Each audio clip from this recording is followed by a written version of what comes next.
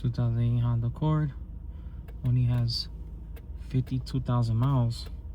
And it's giving me more headaches than a car that has 200,000 miles. Again, this weird clicking noise now. I don't know what it is.